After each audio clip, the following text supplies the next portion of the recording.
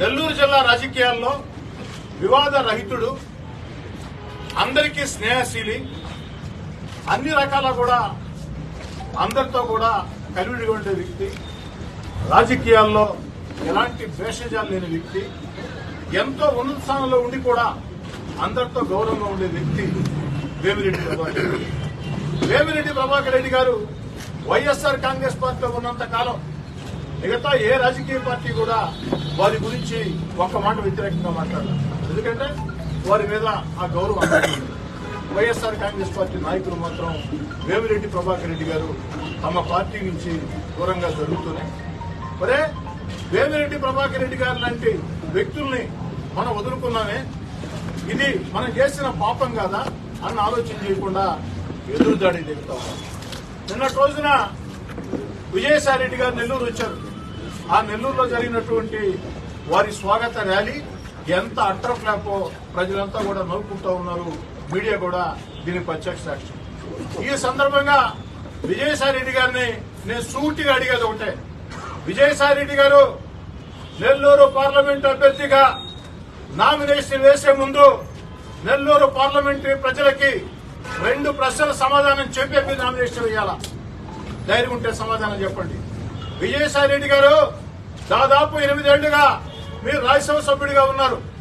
నెల్లూరు గడ్డ అంటున్నారు, నెల్లూరులో నేను పుట్టాను అంటున్నారు, నెల్లూరు నా మాతృభూమి అంటున్నారు. 8 ఏళ్ల రాజ్యసభ సభ్యుడిగా ఉన్నారు. అంతేకాదు ముఖ్యమంత్రి గారు జగన్మోహన్ రెడ్డి గారితో సమానమైన స్థానం మీది. మాకు దాంట్లో వేరే అభ్యంతరం లేదు. ఎందుకంటే ముఖ్యమంత్రి గారి సర్వ కార్యక్రమాలు మీరే చూస్తారు కాబట్టి మీరు ముఖ్యమంత్రి గారికి సమానం. మరి ముఖ్యమంత్రి గారికి సమానంగా ఉన్నటువంటి మీరు నెల్లూరు పార్లమెంట్ నియోజకవర్గానికి ఏం చేశారు? రాష్ట్ర ప్రభుత్వం పక్షాన నెల్లూరు పార్లమెంటు నియోజకవర్గానికి ఇక్కడ ప్రజలకి ఏం మేలు చేశారు? ఇక్కడ ఒక్క కార్యకర్తకైనా మీరు సహాయం చేశారా? ఏ ప్రజా సమస్య అయినా పరిష్కారం చేశారా? అభివృద్ధి కార్యక్రమం ఏదైనా మీరు చేయగలిగారా? ఇంకా రెండోది, వారు పదే చెప్తూ ఉంటారు, కేంద్రంలో నాకు చాలా దగ్గర సంబంధాలు ఉన్నాయి ప్రధానమంత్రులతో, కేంద్ర మంత్రులతో, కేంద్రంలో కూడా నేను చక్రం తిప్పుతానని. మరి కేంద్రం పక్షాన విజయసాయి రెడ్డి గారు నెల్లూరు పార్లమెంటు నియోజకవర్గానికి ఏం చేశావో ఈ రెండింటికి సూటిగా స్పష్టంగా సమాధానం చెప్పాలని చూస్తారు.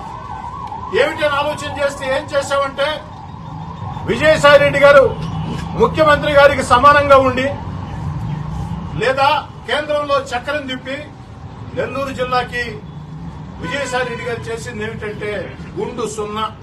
అందుకే విజయసాయి రెడ్డి గారు నెల్లూరు పార్లమెంటు ప్రజలు నీకు గుండు సున్నా పెట్టబోతున్నారు. 3 లక్షల ఓట్ల మెజార్టీతో నువ్వు ఓడిపోతున్నావు. 3 లక్షల ఓట్ల మెజార్టీతో వేమిరెడ్డి ప్రభాకర్ రెడ్డి గారు గెలుస్తున్నారు.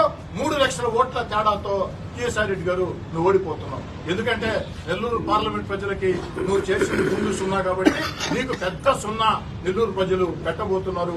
ఆ తర్వాత నీకెటు తెలిసిన విజయ కదా, ఇతర రాష్ట్రాలు ఇతర దేశాలు వెళ్లి వ్యాపారాలు సాపారాలు చేసుకోవడం నీకెటు తెలిసిన విజయం.